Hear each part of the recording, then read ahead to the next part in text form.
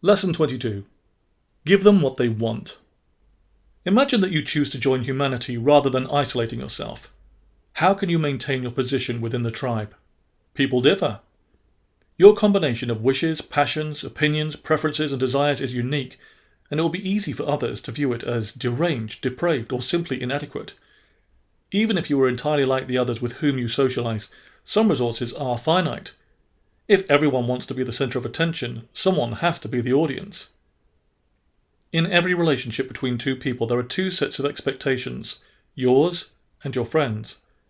Which should govern your behavior? One option is to figure out all about their priorities and pursue your own without care for what your friend might prefer, getting little nourishment from interacting with you.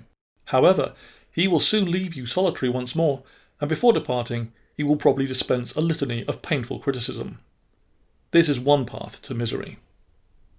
The other option is to set your opinions, wishes, priorities aside as irrelevant and adopt your friends instead. If she liked the movie, enthuse wildly about it yourself. If she wants to visit Baffin Island, then refrain from suggesting Paris. If she votes for the Mars First Party, claim that you do as well. Become adept at delaying your reply when, or if, he asks your opinion, at least until you have divined his. Then simply express his preferences as though they were your own.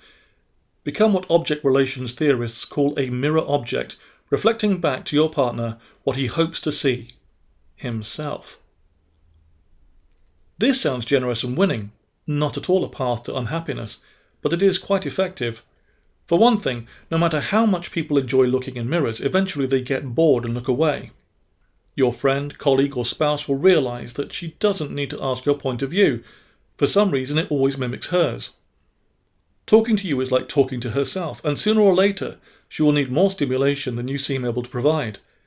Having sacrificed yourself on the altar of her regard, you will find that she has simply lost interest.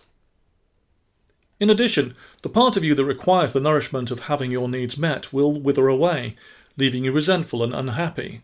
You can relinquish your interests, suppress your point of view, and neglect your needs for an evening, perhaps even for a week, but you cannot do so forever and have your mood sustain itself. Invisible behind the mirror you hold up to the world, you will get no real benefit from the social approval you achieve. It will be like attempting to get a suntan behind a lead shield. An example often seen in therapy is the young gay or lesbian individuals who go out, socialize, and become involved in the world but stay safely in the closet, displaying a falsely heterosexual self to others.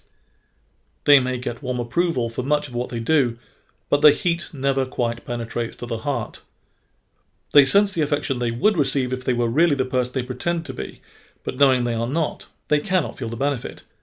Hence the value of coming out, as gay, as opinionated, as political, as religious, as atheist, as flawed, as whatever and whoever you happen to be. We all play roles in the world, and none of us reveals everything. But the more you adopt a disguise, the more you deny yourself, and the more you pretend to be something other than what you are, the more unhappy you are likely to become. In some ways, this can be more painful than simple isolation. Rather than sitting alone at home with a bare cupboard, you find yourself hungrily eyeing a heavily laden smorgasbord locked behind glass. So think, what are all the aspects of yourself that you could practice hiding away when company comes? Your religion. Wicca is so outre. Your profession. Tell them you're a lawyer and you'll just hear tired jokes. Your politics. Heaven forbid they call you a liberal. Your sexuality. Heterosexuality just seems so restrictive. Your hobbies. No one understands stamp collecting anymore. Your history. A childhood in poverty will surely attract their disdain. Your psychopathy. If they know you have OCD, they'll ask you to do the dishes. Your family. The performance artist sister will have them questioning your genetics. Lock them all away and reveal them to no one, even when you suspect they would not give offense. Make it your mission to melt into the wallpaper, showing the people in your life only what they see in themselves. Reinforce their points of view. Go along with them like a puppy on a leash. Tell yourself that by stingily withholding your reality, you are being generous, providing them with the space and room to be themselves. You may sense that you cannot do this forever. You're right about that, you can't. But it doesn't matter. They won't stick around anyway.